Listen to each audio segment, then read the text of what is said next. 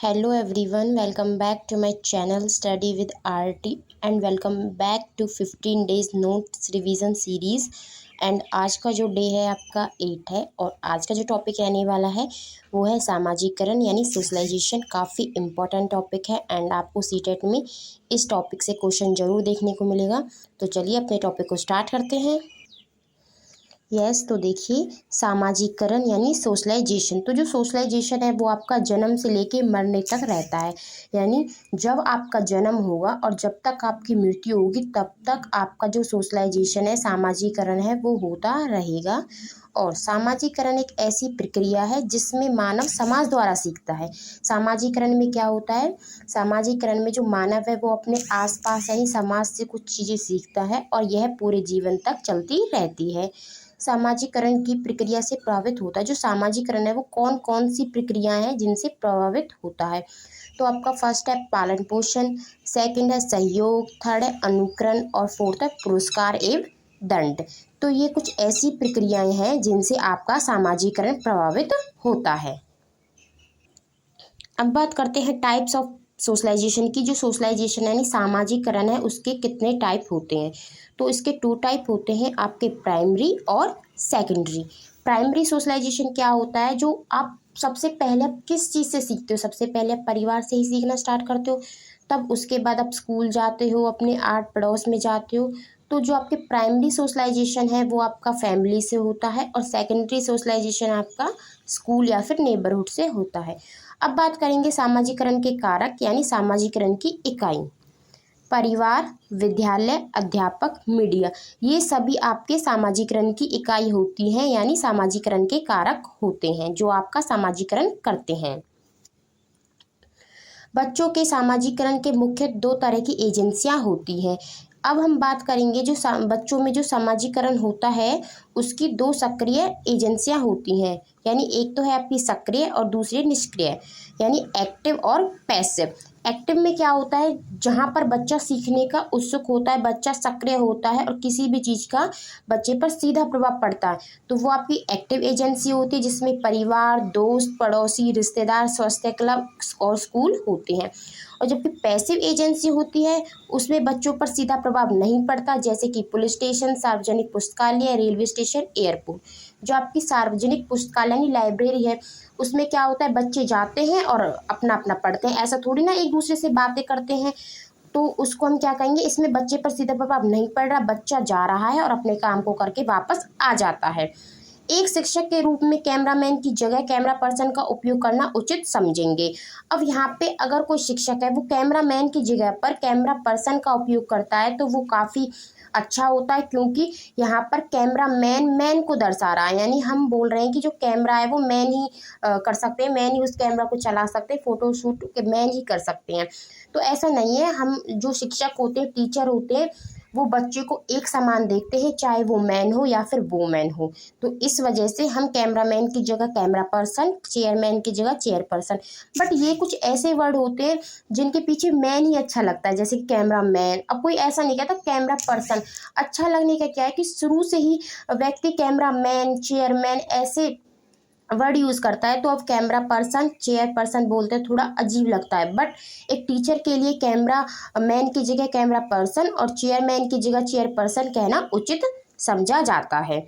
अब बात आती है सामाजिकरण को प्रभावित करने वाले कारक। जो सामाजिकरण को प्रभावित करते हैं वो कौन कौन से कारक हैं?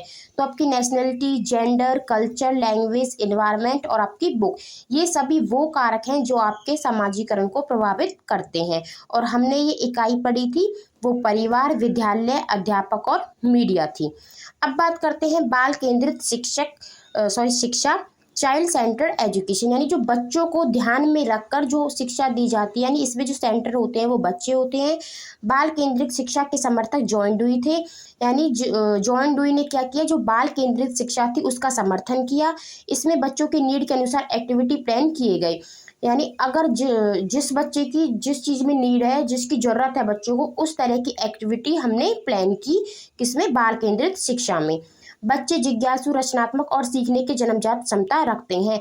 यानी जो बच्चे होते हैं वो जिज्ञासु रहते हैं, रचनात्मक यानी क्रिएटिव रहते हैं और वो सीखने की जन्मजात क्षमता रखते हैं। यानी वो जन्म से ही कुछ ना कुछ सीखने की क्षमता रखते हैं। अगर हम भारत की बात करें तो भारत में जो बाल केंद्रित शिक्षा का श्रेय जाता है वो गीजूबाई बेधेगा को जाता है। और प्रगतिशील विद्यालय 1896 में खोले गए। जो प्रगतिशील विद्यालय थे वो आपके 1896 में खोले गए और किसके समर्थन से खोले गए? आपके जॉन डुई के। प्रगतिशील विद्यालय में करके सीखने पर जोर दिया। जो प्रगतिशील विद्यालय थे उसमें क्या कहा कि बच्चे को करके सीखना चाहिए। अगर बच्चा करेगा तो वो सीखेगा, वो रटेगा तो वो 2-3 दिन याद करेगा फिर भूल जाएगा। जो रटने वाली शिक्षा होती है उसका बिल्कुल भी समर्थन नहीं करना चाहिए। समर्थन करना चाहिए समझकर और करके सीखने पर। प्रगतिशील विद्यालय में बच्चा समाधान कर्ता बने और महत्वपूर्ण कौशल व चिंतन सीखे। जो प्रगतिशील विद्यालय है उनका क्या उद्देश्य था कि बच्चे की जो थिंकिंग है वो लॉजिकली हो, कौशल महत्वपूर्ण कौशल व चिंतन सीखे, यानी वो लॉजिक थिंकिंग करे और लॉजिकल थिंकिंग करे। बच्चा वर्तमान जीवन के लिए सीखे। जो लर्निंग होनी चाहिए बच्चे की वो प्रेजेंट लाइफ को चाहिए, डेली लाइफ में जो उसकी चीज़ें यूज़ होती हैं उनके बारे में भी उन्हें पता होना चाहिए। वर्तमान जीवन को ध्यान में रखकर बच्चे को सीखना चाहिए। संपूर्ण रूप से पाठ्य पुस्तक टेक्स्ट बुक को भगवान मानना गलत है, यह एकमात्र साधन का प्रकार है। यानी बहुत से बच्चे होते हैं जो बुक में लिखा है ना तो वो ही लिखा है, चाहे कोई कुछ भी कहे, दुनिया उनसे कुछ भी कहे, नहीं जो बुक में है वो ही सही है। तो ऐसा मानना गलत है। हमें पुस्तक को भगवान नहीं मानना चाहिए, वो तो एक सिर्फ साधन होता है। बहुत सी चीज़ें ऐसी भी होती हैं जो किताबों में भी गलत लिखी हुई होती है, तो पूरी तरीके से हमें किताबों पर डिपेंड नहीं होना चाहिए। प्रगतिशील शिक्षा या स्कूल में संयुक्त राज्य अमेरिका यूएसए के मनोवैज्ञानिक जॉन डुई का योगदान है। अभी मैंने बताया कि प्रगतिशील जो शिक्षा है और प्रगतिशील विद्यालय है उसमें जो सबसे ज़्यादा योगदान है वो आपका जॉन डुई का है, जो कि एक यूएसए के मनोवैज्ञानिक थे, यानी संयुक्त राज्य अमेरिका के। Learning is a social active and democratic person process. अधिगम एक सामाजिक सक्रिय व लोकतांत्रिक प्रक्रिया होती है। जो अधिगम होती है वो आपकी सामाजिक सक्रिय और लोकतांत्रिक प्रक्रिया होती है। लोकतांत्रिक यानी जो लोगों के द्वारा लोकतांत्रिक होती है, लोगों के द्वारा होती है। अब बात आती है अधिगम प्रक्रिया में त्रुटियां एक स्वाभाविक हिस्सा है। एरर्स से बच्चे की थिंकिंग का पता चलता है। अगर हम लर्निंग कर रहे हैं और उसमें हम पे से मिस्टेक हो रही है तो वो बहुत अच्छी बात है। क्यों? क्योंकि हम गलतियों से ही सीखते हैं, गलतियों से ही हमें अपनी उसका अंदाजा होता है कि हमें कितनी थिंकिंग है, हमें किसके बारे में कितनी नॉलेज है। जब तक बच्चा गलतियां नहीं करेगा उसको समझ में नहीं आएगा। गलतियों से बच्चों की थिंकिंग का भी पता चलता है कि बच्चे किस दिशा में सोचते हैं, कैसा सोचते हैं। और यहाँ पे एक रॉन्ग कॉन्सेप्ट, यानी कभी कभी बच्चों में ना कुछ वो किसी चीज़ को लेकर गलत कॉन्सेप्ट अपने माइंड में बिठा लेते हैं, तो उसको हम रॉन्ग कॉन्सेप्ट नहीं बोलेंगे, उसे हम अल्टरनेटिव या फिर नेव कॉन्सेप्ट बोलेंगे। और इसको अगर हम क्लासरूम में डिस्कशन करें तो उस चीज़ को हम ठीक कर सकते हैं, जो बच्चों का रॉन्ग कॉन्सेप्ट यानी अल्टरनेटिव या नेव कॉन्सेप्ट बच्चों ने माइंड में बिठा लिया है। अब बात करते हैं जो जॉन डुई हैं, उन्होंने शिक्षा को त्रिध्रुवीय यानी ट्राइपोलर प्रोसेस कहा है। और वो किस किस पर डिपेंड करती है? आपकी टीचर्स, चिल्ड्रन और करिकुलम पर। यानी अगर टीचर होगा और मतलब क्लासरूम में टीचर ही टीचर है, नहीं तो चिल्ड्रन है, नहीं कोई पाठ्यक्रम है, तो कोई मतलब ही नहीं है। टीचर जाके क्या करेगा क्लास में? अब बच्चे भी हैं और टीचर भी है तो भी कोई मतलब नहीं है, क्योंकि कुछ ना कुछ तो होना चाहिए जो टीचर बच्चों को पढ़ाए, कुछ ना कुछ सिलेबस होना चाहिए, कोई बुक होनी चाहिए, तो कैरिकुलम। यानी 3 आपके ध्रुवीय शिक्षा को बताया है जॉन डुई ने कि जो एजुकेशन है वो ट्राइपोलर होती है, जिसके जो 3 पोल होते हैं वो आपके टीचर, स्टूडेंट और करिकुलम होता है।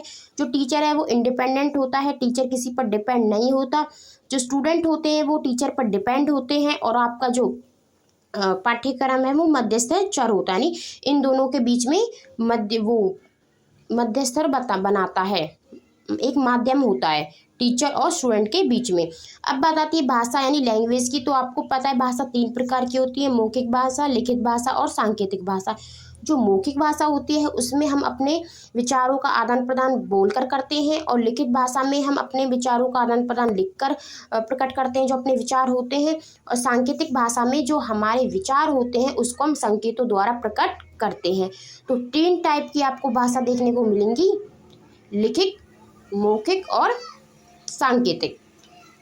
अब जो ये भाषा वाला टॉपिक है, इसको हम जब लैंग्वेज पेडागोजी यानी हिंदी की पेडागोजी करेंगे तब अच्छे से समझेंगे। अभी आप इतना ध्यान रखिए कि भाषा 3 टाइप की है, मौखिक, लिखित और सांकेतिक। मौखिक में मुंह के द्वारा अगर हम आदान प्रदान करें, बच्चों को कुछ बताएं मुंह के द्वारा। लिखित अगर हम बच्चों को लिखकर कुछ बताएं। और सांकेतिक अगर हम बच्चे को संकेतों द्वारा कुछ बताएं तो वो सांकेतिक भाषा होती है। और ये आपका टॉपिक यहीं पे ख़त्म हो जाता है, जो सोशलाइजेशन है, सामाजिकरण है। आई होप आपको टॉपिक समझ में आया होगा, और नहीं समझ में आया हो तो एक बार वीडियो को दोबारा देख लेना। और अगर वीडियो की क्वालिटी अच्छी ना हो तो सेटिंग में जाकर आप क्वालिटी बढ़ा सकते हो, क्योंकि यहाँ से तो क्वालिटी ठीक है, क्योंकि मुझे तो साफ दिखाई दे रहा है। अगर आपको थोड़ी प्रॉब्लम होती है तो आप वहाँ से कर सकते हो। And thank you for watching. अगर वीडियो पसंद आई हो तो लाइक करना और शेयर करना एंड सब्सक्राइब भी कर देना चैनल को, और अच्छे अच्छे से कमेंट करना। अच्छे नहीं बट जहाँ पर मेरी मिस्टेक हो उस मिस्टेक को मुझे बताना। अगर आपको समझ में आया हो तो अच्छी बात है, नहीं समझ में आया हो तो भी मुझे बताना कि मुझे कैसे इम्प्रूव करना है। And bye, thanks for watching and best of luck for seated exam.